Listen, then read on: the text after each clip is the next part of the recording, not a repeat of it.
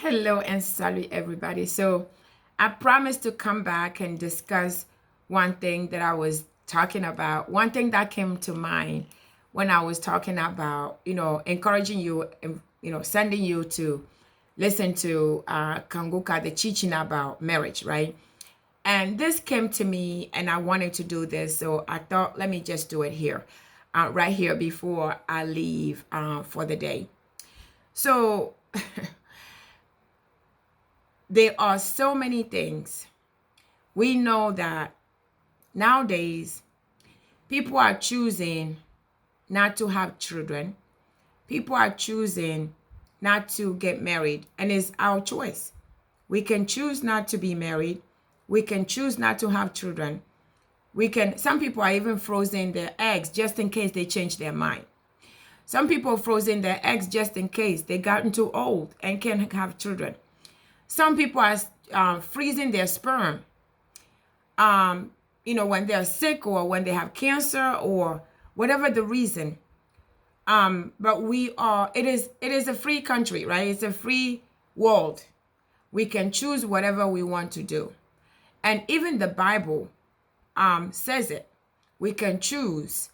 Paul wrote it, and I'm going to read that for us for a second. So it is a free country, free world for us to choose not to get married, not to have children, because again, not everybody's created to have. There's so many people, like I was saying earlier, who die without, having children. There are so many people who die without getting married. We have nuns, right? Some of them become nuns after they known a woman or got married, whatever the reason, they became nuns.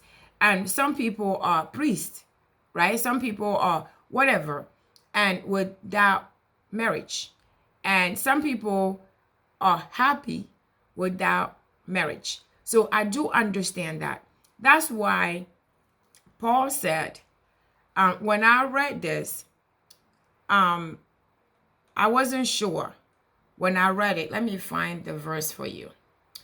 It is in Corinthians, Second Corinthians. Let me find 1 Corinthians 7:8-9. Paul is saying, now to the unmarried and the widows, I said, it is good for them to stay unmarried as they do. So he's telling them, the Corinthians, if you're not married or if you're a widow, I am telling you to stay unmarried as it is good for you.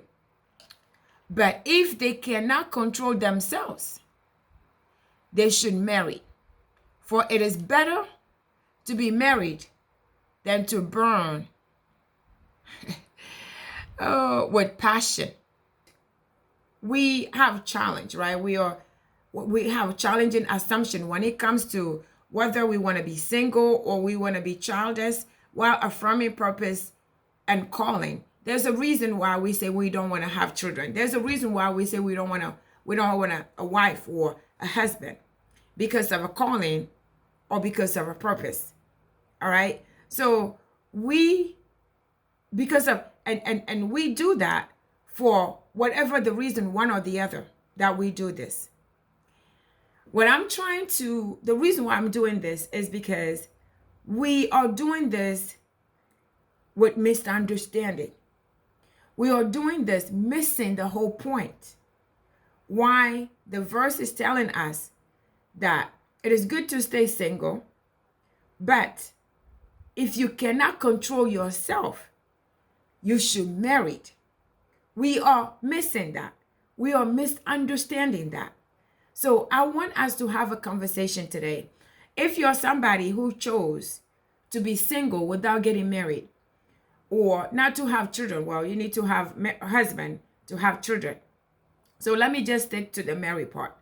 If you choose not to have a husband or wife because of whatever the reason, whatever your calling, whatever family situation, whatever your reason, when you choose to say, I do not want to get married, I need for us to understand what that means, the implication, what that means when you say, I don't want to get married. I don't want to have children. What does that mean? What does it mean? That's what I want us to understand today. Because we are perishing, again, with lack of knowledge. God said his children are perishing, getting destroyed by lack of knowledge. So I want us to have that knowledge today. Your choice not to get married or to have children, there's so much to it than just that. If you choose, yes, you can choose because this is your choice. But I want us today to understand, what does that mean? What is the implication? What is the lesson here? We have to, what is the catch? There's a catch to it that we need to know. And what that is what Paul is saying here. He's saying it is good if you cannot control yourself. He said, now, I'm going to read it again. Now, to the unmarried and widows, I say, it is good for you to stay unmarried as you do, because you're already single, you already unmarried. But if you cannot control yourself, you should marry. For it is better to marry than to burn with passion. What Paul is saying is, it is better to be married than to burn, because you have passion, because you have desire to have sex, to sleep with somebody. You have desire to have a baby with somebody else. You have a desire to have a, intercourse with somebody else. Because when you are not married and you are having intercourse, you are having sex, you are sleeping with other people, you are going to burn. You are going to burn. So that's what that means. So Paul is saying it is good to be married. But if you cannot control yourself. You cannot stay single. You cannot stay celibate. You cannot stay on your own. You cannot stay alone without sleeping around, having sex with other people. It is good for you to marry. That way you can have a legal sex. You can have permitted sex. You can have legal and permitted legitimate babies. Because it's better that way. Because marriage is instituted by God. We talked about it earlier. So if you cannot control yourself, you have desire, passions. If you have passion of sleeping with, sexual passion, if you have that passion, it's better for you to just go get married. But if you choose not to be married and you have these passions, and you are burning with passions, you can't control yourself. You are giving into these passions, you are going to burn, and you are going to burn. You know what I mean? So I don't want to use other verses here. I don't want to use anything else. I just want to stick to 1 Corinthians 7. I just want to remind us, when we are saying we don't want to get married, and I know a lot of us, including myself, I have a son. It's a different circumstances. It wasn't by choice. I didn't just get up and say it wasn't by choice, but I do have a son. That's why, when we do certain things, that's why we have God's grace and mercy upon us. We can mess up and ask for forgiveness. We can mess up because he knows the circumstances. He knows the situation. He knows what had happened. We can ask for forgiveness. And his blood has washed me off.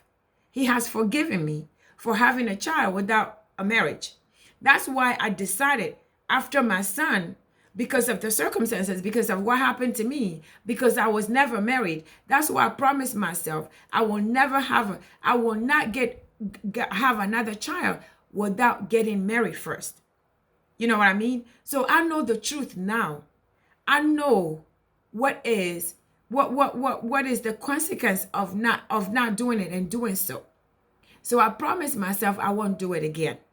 Okay? Now I have control. I can control. I have control. Before I did not have control. But now I have control. Now I know the truth. Now I will not be perished by lack of knowledge. Now I know that in order for me, and even when I was, I had relationships before, and I did not have the revelation. Now I have the revelation. Now I know what to do. I know what is right, what is not right in the eyes of God. So I know what to do and what not to do now. You know what I mean? So when Paul is saying, unmarried couples and widows, it is good for you to stay unmarried, to stay single. It is your choice. You can choose not to marry. You can choose to stay single. You can choose not to have children. It is your right to do so. But if you cannot contain yourself, if you know that me not getting married means I cannot sleep with somebody else who's not my husband. I cannot sleep with somebody else who's not my wife. If you understand that, and you know that I will not sleep with anyone for the rest of my life, I choose not to get married because I will not sleep with somebody else for the rest of my life. I choose not to have children because I will not have a child with somebody who's not my wife or my husband. Then you are good. Then it is good for you not to be married. But if you know and you having the thoughts, you like, okay, I want to sleep with somebody. I want to have sex with somebody. I want to have intercourse with somebody. I want to have a child somewhere. Then it's good for you. It's better for you to be married and do those things with this husband and wife legally, which is, good for you in the eyes of God. But if you cannot control it, don't tempt yourself. Don't put yourself in a position where you are going to be burning with passion. With passion. So I just want to make sure that we understand that there's so much to this. I am telling you, there's so much to this, but I cannot go any further. I just want you to remember that we have choice not to get married. We have choice not to have children. But when we make this choice, we need to understand what is behind this this choice. We want to understand what our choices means. You not getting married, if you say I will never get married, that means you should never have sex with anybody else, with nobody else who's not your husband. You should not have children if with anyone who's not your wife or your husband. If you understand that and you choose not to get married and not to have children, then it is good for you. Then you are good. But if not, then think about it. If you choose not to be married and you choose not to have children, but you are having children anyway, are married, or you are doing what married couples supposed to do anyway, then I am encouraging you to think about it. Think about it and let me know of your thoughts. All right. So guys, I want to leave it here.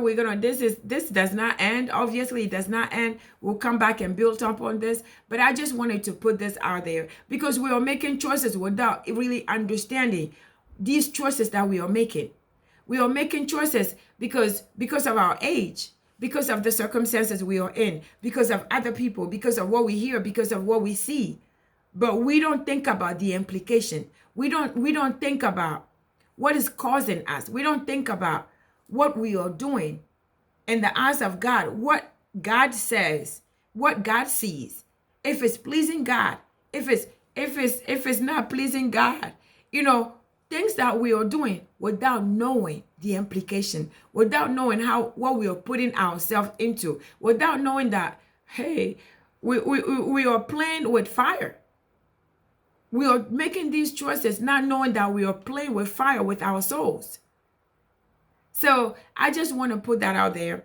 And I want you to please, whenever you read this and whenever you hear me about these and you just feel, I want you to pray about it. Meditate. Meditate and have the Holy Ghost help you understand and where do I fall on this? How does this pertain to me? What do you want me to learn from here? Instead of being upset, instead of, turning it off and not doing anything about it. Because every topic we talk about, anything that comes in your ear, there's a reason. Because remember, everything is planned and prepared by God all the time. So I want to leave it here. Again, this is my second time saying this, but I want you to share with everyone you know. Subscribe to the channel if you have not subscribed, and also check out the rest of the videos. But until then, stay safe and blessed, and I'll see you on the next one.